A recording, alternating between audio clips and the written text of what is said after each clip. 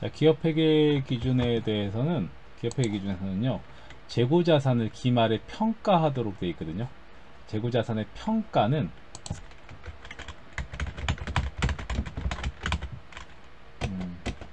우선은 재고자산 몇 개인지 알아야 될 거 아니에요. 그죠? 수량을 계산해야 되고요. 그리고 한 개당 몇 개냐, 단가를 계산을 해야 돼요. 그래서 수량을 계산하는 방법은 계속기록법과 실지재고조사법이 있어요. 그리고 단가를 계산하는 방법은 자, 개별법, 개당 하나씩 금액을 다 한 개당 얼마인지 개별적으로 계산하는 거고요. 이걸 못하기 때문에 가정을 해요. 그래서 먼저 매입한 자산이 먼저 팔린다라고 해서 선입선출법이 있고요. 나중에 매입한 자산이 먼저 팔린다라고 해서 후입선출법이 있고요. 그리고 기중에 계속해서 평균을 내요. 이걸 이동평균법이라고 하고요. 매입할 때마다 평균을 내요. 그리고 기말에 한 번만 평균을 합니다. 이걸 총평균법이라 그래요. 그래서 단가를 결정하는 방법은 선입선출법, 후입선출법, 총평균법, 이동평균법, 이런 것들이 다 단가를 산정하는 거고요. 연수합계법이라는 건 요거는 감가상각의 방법입니다. 연수합계법. 그 답은 1번에 3번이 돼요. 연수합계법은 감가상각 방법입니다.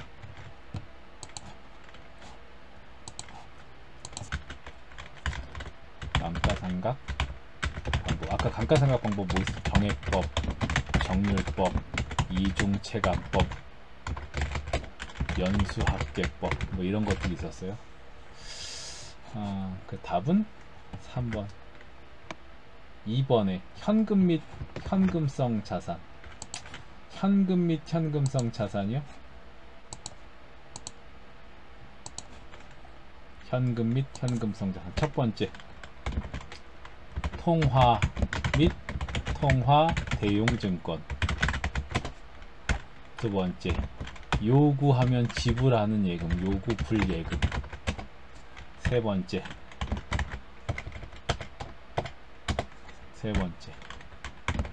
취득 당시 만기가 3개월 이내 금융자산들을 합쳐서 현금 및 현금성 자산이라 그래요. 그래서 여기 보면 현금, 그리고 우편환 증서, 현금은 통화죠. 그죠? 우편환 증서는 통화 대용증권입니다. 보통 예금은 요구불예금이에요. 요구불예금. 정기예금, 정기예적금은 우선은 사용이 제한되어 있어요. 그래서 정기 들어가는 건 안 돼요. 당좌예금, 요구불예금입니다. 그래서 실질적으로 현금 및 현금성 자산은 현금, 우편환증서, 보통예금, 그리고 당좌예금까지네요. 145만원, 195만원이 돼요. 답은 2번에 2번. 3번, 유형자산 취득 후의 지출은 그게 자산으로 처리해라. 자본적 지출. 자산으로 처리하는 거. 수익적 지출, 비용 처리하라는 겁니다. 그래서 유형자산 취득 후의 지출과 관련된 것. 이거 건물에 엘리베이터 설치는 건물로 처리하는 게 자본적 지출입니다. 외벽, 수익적 지출. 파손된 타일의 원상 회복 수선, 수익적 지출. 보일러의 부속품 교체, 수익적 지출. 성격이 다른 것이니까 얘만 자본적 지출이에요. 나머지는 수익적 지출에 해당합니다. 무형자산. 무형자산, 내부 창출된 무형자산은요, 둘로 구분을 해요. 연구 단계와 개발 단계로 구분을 합니다. 연구 단계 끝나고 나면 개발 단계, 이렇게 되거든요. 연구 단계에서 발생하는 비용은 연구비로 비용 처리하는 거고요. 개발 단계에서 발생하는 비용은 무형자산 요건을 충족하면 무형자산으로 처리하는 거예요. 충족. 이때 이 계정 과목 개발비라는 무형자산 계정 과목을 써요. 이거 비, 료, 여, 과 등으로 끝나면 판관비인데 기타의 대손상가비는 영업의 비용이고요. 개발비는 무형자산입니다. 이 비로 끝나지만. 그리고 개발 단계에서 무형자산 요건을 충족하지 못하면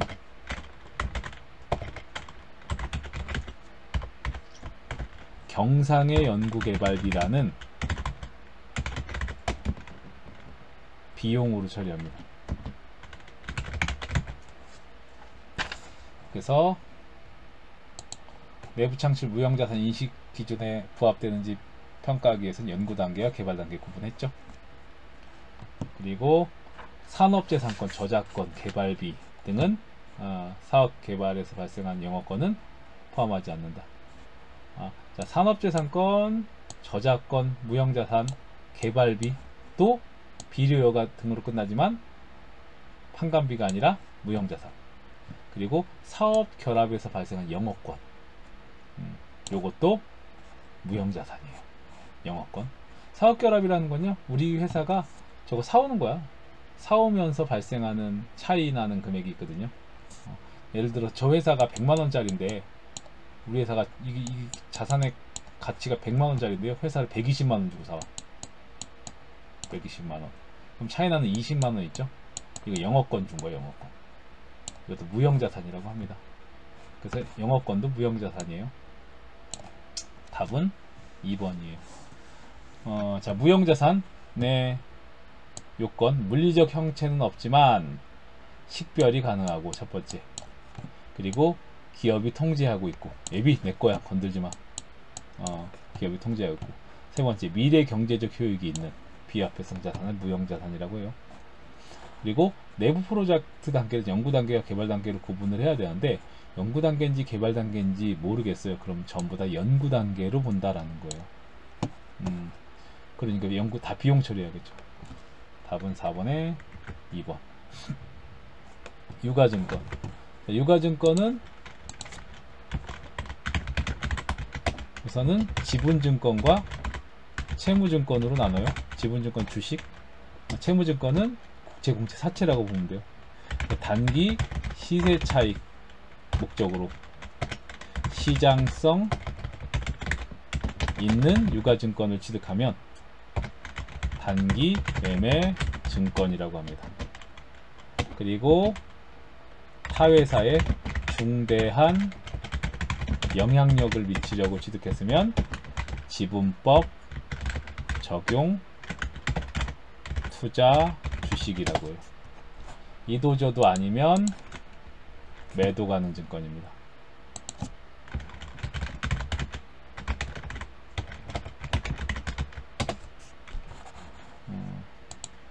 채무증권은 여기다 해야겠네. 여기다 할게요. 채무증권, 국채, 공채, 사채 등을 얘기하고요. 단기 시세 차익 똑같아요. 단기 시세 차익 목적으로 시장성이 있으면 단기 매매 증권으로. 채무증권을 만기까지 보유하려고 가지고 있어요. 만기 보유 증권으로. 이도저도 아니면 매도 가능 증권으로 처리합니다. 이때 자, 단기 매매 증권은 공정가치로 우리 평가했잖아. 기말 결산분계 사항이에요. 단기 매매 증권 평가익 또는 단기 매매 증권 평가손실. 그래서 평가손익을 단기손익으로 인식합니다. 맞아요. 단기 매매 증권 평가익, 평가손실은 영업의 손익이에요. 자, 매도 가능 증권은 시장성이 있는 경우 공정가치로 평가하고요. 평가손익은 단기손익으로 인식한다. 답은 2번이에요. 전회차에 그거 나왔는데 하나 기억해야 될 거. 자본은 5가지라 했죠. 자본금, 자본잉여금, 자본조정, 기타 포괄손익, 누계, 이익, 잉여금. 여기서 기타 포괄손익 누계 하나 기억해야 돼. 외도 가능 증권 평가손익. 평가손익. 손익계산서의 단기손익이 아니라 기타 포괄손익 누계에 들어가는 게 매도가 능증 평가손익이에요. 답은 2번. 단기 매매증권 취득 부대 비용 즉시 비용 처리한다. 그죠? 조심하셔야 돼요. 만기 보유증권 다른 자산하고 달라요. 단기 매매증권의 취득 시점의 비용이 100인데 수수료 비용이 10 들면 얘는 영업의 비용으로 처리한 거예요. 얘만 매도 가능 증권의 취득원가가 100인데 수수료 비용이 10이면 매도 가능 증권은 110이 됩니다. 만기 보유 증권의 취득원가가 100인데 수수료가 10이면 만기 보유 증권 110이 돼요. 근데 단기 매매 증권만 100이 된다고요. 오케이. 답은 5번에 2번. 6번. 자본. 이게 되게 어려운 건데 외워야 되거든요, 사실은. 자본은 5가지라고 했어요. 자본은 자본금, 자본잉여금, 자본조정, 기타 포괄, 손익, 누계, 이익, 잉여, 금. 요 5가지거든요. 근데 이제 우리 한번 해야겠다. 시간이 있더라도 없더라도 어차피 여러분들이 하는 거니까. 그치? 자본금은 발행 주식 총수 곱하기 주당 액면가액이에요. 액면가액. 발행가액 아니에요. 그래서 오답으로 발행가액이다 이렇게 나와요. 그리고 자본잉여금은 3가지. 우리 회계 처리할 때 주식 발행 초과금, 감자 차익. 감자 차익은 잘 안 배웠는데, 그죠? 하나 더 배웠죠. 자기 주식 처분이. 자기 주식 처분 이익. 요게 자본잉여금. 자본 조정은 주식 발행 초과금, 감자 차익, 자기 주식 처분 이익 있죠? 요거 자본잉여금 요거를 3개를 알고 있으면요. 자본 조정은 반대 계정 과목이에요. 주식 발행 초과금의 반대 주식 할인 발행 차금. 감자 차익의 반대 감자 차손. 자기 주식 처분 이익의 반대 자기 주식 처분 손실. 그리고 자기 주식이라는 것도 자본 조정이에요. 그리고 기타 포괄 손익 누계는 하나 기억하라 그랬죠. 매도 가능 증권 평가 손익. 그리고 이익잉여금은 이익 준비금. 그리고 임의적립금. 이렇게 보시면 돼요. 그래서 자기 주식 처분 이익은 자본잉여금이죠. 자본 조정이 아니라. 그리고 기타 포괄 손익 누계는 하나만 기억하라 했잖아요. 매도 가능 증권 평가 손익. 그러니까 2번은 답이 될 수 없어요. 그죠? 그리고 감자 차손은 자본 조정. 감자 차익은 자본 잉여금이죠. 그러므로 답은 4번이 되겠네요. 그래서 확인하세요. 자기 주식 처분 이익은 여기 있잖아요. 자본 잉여금이라고. 그리고 기타 포괄 손익 누계 하나 기억하라고요. 매도 가능 증권 평가 손익. 틀렸죠. 그죠? 감자 차익은 자본 잉여금. 여기 있잖아요. 답은 7번에 4번, 8번. 매출원가 구하는 거. 매출원가는 기초 재고에 단기 순 매입액을 더해서 기말 재고를 빼서 구합니다. 그럼 기초 재고는 1000만원이고요. 단기 순 매입액은 총 매입액에서 아무 말 없으면 총 매입액이에요. 지금 이런 애들이 없으면 매입과 관련한 금액, 매입 애누리와 매입 환출 아까 어떻게 했었죠? 뺐었죠. 그러니까 순 매입액은 500에서 70을 뺀 금액 430만원. 여기서 기말 재고 400이죠. 요게 매출원가입니다. 그러면 매출원가는 얼마가 되는 거? 1030만원이 되는 거죠. 그럼 1030만원인 금액을 찾아볼까요? 요거 하나밖에 없네, 다행히. 그죠? 그럼 답은 2번이 되겠죠? 그죠? 우리가 기말재고를 입력하는 거 있잖아요. 그 기말재고 입력하면 2분계를 자동으로 해주는 거예요. 비용 처리, 차변의 비용, 상품 매출원가, 대변에 그만큼 팔렸다, 자산의 감소, 차변의 상품 매출원가, 대변의 상품, 요 회계 처리 자동으로 하는 겁니다. 7번에 2번. 자, 거래의 8요소, 거래의 8요소요. 비용의 발생, 자산의 감소. 이거는 우선은 이 거래의 8요소는 맞죠, 그죠? 근데 회계 처리 볼까요? 신용카드 연회비, 신용카드 연회비를 카드로 결제합니다. 그럼 신용카드 연회비는 비용이죠, 그죠? 비용, 연회비. 뭐라고 처리했을지 모르겠지만 카드로 결제하면 미지급금, 얘는 부채죠. 부채 증가 대변. 이렇게 됩니다. 답은 1번이네요. 자산 증가 수익 발생. 2번 보통 예금의 결산 이자가 입금됐다. 그럼 차변에 보통 예금 자산 증가죠. 그죠? 이자가 발생했네. 수익의 발생 대변. 이자 수익 대변. 그죠? 세 번째 자산 증가 부채 증가라고요. 원재료 2천만원 외상으로 구입했다. 차변의 원재료 자산의 증가. 외상으로 구입했다. 외상 매입금 부채 증가 대변. 맞죠? 4번 부채 감소 부채 증가라고. 외상 매입금 1000만원을 카드로 결제했네요. 그럼 외상 매입금 부채인데 결제했으니까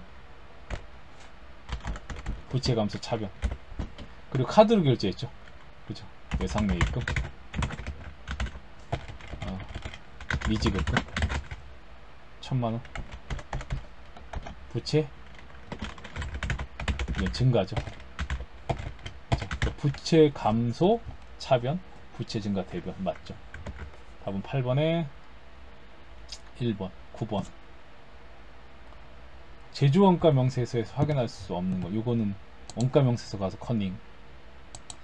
제조원가 명세서.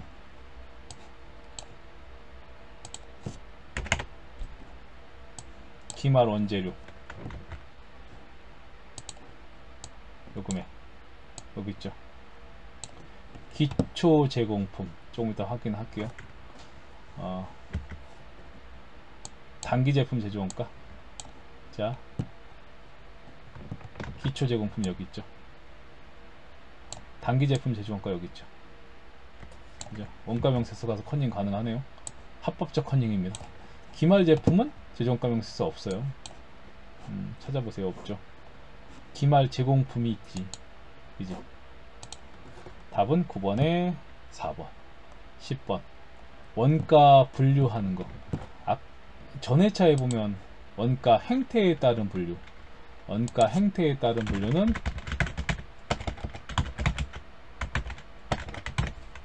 원가가 변동되냐 변동비, 고정되냐 고정비, 통제 가능성에 따라서 말 그대로 통제 가능하면 통제 원가라고 하고요. 통제가 불가능하면 통제 불능 원가라고 합니다. 답은 2번이에요. 추적 가능성에 따라서 원가가 특정 제품에만 들어갔다 라고 추적이 가능하면 직접 원가, 여러 제품에 들어가기 때문에 추적이 불가능하다 간접 원가라 그래요. 의사결정과 관련해서 내가 이 현재 시점에서 이 의사결정을 할 때 미래에 의사결정에 영향을 안 미쳐요. 이걸 매몰원가라고 합니다. 의사결정에 영향을 미쳐. 이걸 관련원가라고 해요. 답은 10번에 2번. 그래서 역사적 원가와 예정 원가는 이거는 통제 가능성이 아니라 그 시점에 관한 분류예요. 답은 10번에 2번. 이건 그냥 말 그대로 통제 가능성이 있으면 통제 원가고 통제 가능 없으면 통제 불능 원가, 이렇게 알고 계세요. 11번 아까 전에 또 나왔던 얘기네요. 직접 재료비, 직접 노무비 원가는 이렇게 제조간접비 추적 가능성에 따라서 이렇게 발생하는데, 직접 재료비랑 직접 노무비를 합쳐서 부르는 말이 있었고요. 직접 노무비랑 제조간접비 합쳐서 부르는 말이 있었죠. 직접 재료비랑 직접 노무비 합쳐서 기본원가, 기초원가, 직접원가. 그리고 직접 노무비랑 제조간접비 합쳐서 뭐라 그래요? 가공원가, 전환원가. 이렇게. 그래서 아까는 그 105회차에 보면 제조간접비를 변동제조간접비와 고정제조간접비로 구분해 놨었죠. 그죠? 제조간접비를 변동제조간접비와 고정제조간접비로 구분해 놨었어요. 아무튼 기초원가와 가공원가. 기초원가는 직접 재료비, 직접 노무비. 가공원가는 직접 노무비와 제조간접비를 얘기하는 거예요. 그러면 기초원가, 직접 재료비, 직접비, 간접비. 그래서 직접 재료비, 직접 노무비. 그럼 30만원은 기본원가, 기초원가가 되고요. 그죠? 직접 노무비와 가공원가, 즉 직접 재료비와 직접 노무비 이외에는 다 제조간접비라고 보시면 돼요. 그러니까 지금 간접비 여기 있죠. 제조간접비는 20만원입니다. 그럼 직접 노무비 20만원과 제조간접비 20만원 합치면 가공원가 40만원이 되네요. 답은 11번에 3번. 오케이. 20만원에 요거 직접 노무비와 제조간접비 합친 게 가공원가라고요. 40만원. 11번에 3번. 12번. 요거는 좀 외우셔야 돼요. 이 12번은 외우는 식이 있어요. 제조간접비 예정 배부율, 예정 배부율은 예상 제조간접비를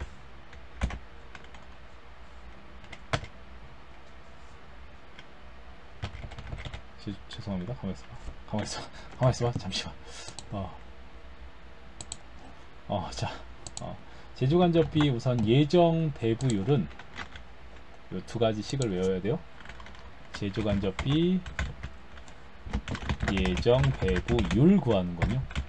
예상 제조간접비 총액을 예상 조업도로 나눠서 배부율을 구하고요. 배부율이 구해주면 제조간접비 예정 배부액을 구해야 돼요. 얘는 실제 조업도 몇 개 만들었는지 곱하기 금방 우리가 계산한 제조간접비 예정 배부율 있죠. 곱해서 예정 배부액을 구해요. 기초에는 이렇게 제조간접비 예정 배부액을 구했다가 기말에 실제 발생한 금액과 차이를 비교해서 과대할 건지 과대 배부했는지 과소 배부했는 건지 보는 거거든요. 제조간접비 예정 배부율이 이미 나와 있어요. 얼마래요? 80원. 80원. 이걸 구하기 위해서 예상 제조간접비 총액과 예상 조업도가 필요한 건데 이미 80원을 줬어요. 그러면 제조간접비 예정 배부액은 얼마냐? 자, 예정 배부율 그대로 80원 여기 갖다 놓으면 되겠죠. 요식 그대로 하는 거예요. 실제 조업도는 여기 실제 작업 시간 있어요. 5만 시간. 5만 시간인 겁니다. 그러면 제조간접비 예정 배부액은 5만 시간 곱하기 8,000원. 예정 배부 58, 40. 400만원이 되는 거예요. 그러니까 기초에 400만원을 제조간접비라고 배부했거든요. 기초에 1월 1일에 이렇게 1월 1일에 제조간접비 예상한 거예요. 400만원이다 이렇게. 근데 실제 기말에 가서 봤더니 실제 발생액이 얼마인지 봐야 돼요. 근데 실제 발생액이 얼마인지 모르겠거든요. 근데 여기 힌트가 있어요. 제조간접비 배부 차이가 13만원 과대 배부됐대요. 지금 기초에 1월 1일 날 배부한 게 400만 원인데요. 12월 31일 날 발생액을 보니까 기초에 13만 원 과대 배부했대요. 그러면 두 개 중에 하나겠죠, 그죠? 413만 원이냐 아니면 387만 원이냐. 13만 원 차이 나니까, 그죠? 근데 과대 배부했대요. 그러면 제조간접비 실제 발생액은 얼마일까요? 413만 원일까 387만 원일까? 387만 원이었죠. 실제 이거 발생했는데 기초에 400을 배부한 거예요. 즉 이게 과대 배부입니다. 그래서 답은 12번에 2번이 돼요. 13번 부가가치세법상 재화의 공급 해당하는 것. 담보 제공은 담보로 제공한 거기 때문에 아직 공급한 게 아니에요. 그리고 사업에 관한 모든 권리와 의무를 승계한 사업장별로 사업의 포괄적 양도라고 합니다. 사업의 포괄 양도는 재화의 공급을 보지 않아요. 그리고 사업용 자산을 물납했대요.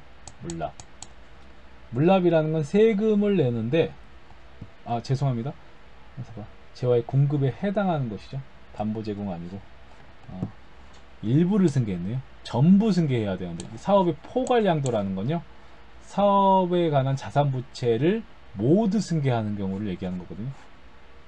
그 경우에는 재화의 공급으로 안 보는데 일부 승계하면 재화의 공급으로 봅니다. 그 답은 2번이고요. 사업용 자산을 물납했대요. 물납. 만약에 우리 건물이 있는데 건물로 세금을 낸 거예요. 이거는 재화의 공급으로 보지 않아요. 그리고 도시 및 주거환경정비법에 따라서 수용, 그리고 국세징수법에 따른 공매, 수용과 공매 절차를 빠르게 진행하기 위해서 이것도 재화의 공급으로 보지 않습니다. 그 답은 이게 일부 승계이기 때문에, 전부 승계였으면 재화의 공급으로 보지 않는데 일부 승계이기 때문에 재화의 공급으로 본다. 답은 13번에 2번. 14번 부가가치세법상 과세 표준. 재화나 용역의 공급 대가가 과세 표준이거든요. 근데 연체 이자예요. 내가 100만원의 물건을 팔고 과표는 100이거든요. 근데 돈을 늦게 받아서 연체 이자가 10만원이 붙었어요. 이것도 과세 표준으로 할 거냐라는 거야. 이거는 재화, 여기거든요. 연체 이자. 재화나 용역의 공급 대가가 아닙니다. 그래서 과세 표준이 아니에요. 매출 할인, 매출 환입 및 내누리. 물건 100만원에 팔았어요. 매출 할인, 매출 환입 및 내누리가 다 있어요. 그게 다 합쳐서 10만원이래요. 그럼 우리 기업회계 기준에서 매출액에서 뺐죠. 그죠? 물건 값, 재화나 용역의 공급 과세 표준도 아니에요. 그래서 10만원 빼는 겁니다. 그러므로 과세 표준에 포함되지 않죠. 수입하는 재화에 대해서 관세가 붙어요. 이렇게 관세, 그리고 개별 소비세. 수입하는 재화가 100인데요. 100인데 여기에 여기 관세와 개별 소비세가 붙어요. 이렇게. 그럼 부가가치세법상 과세 표준은 다 합친 금액이에요. 요 금액. 그 답은 3번이 됩니다. 공급받는 자에게 도달하기 전에 파손됐어요. 그러면 공급한 게 아니죠. 그러므로 과세 표준에 포함시킬 수 없겠죠. 답은 14번에 3번. 부가가치세법상 임대료가 아니고요. 임대료로 보는 걸 간주임대료라고 하거든요. 이런 간주임대료는 보통 그 기간 말, 예정신고기간 또는 과세기간의 종료일이 공급시기입니다. 답은 15번에 4번.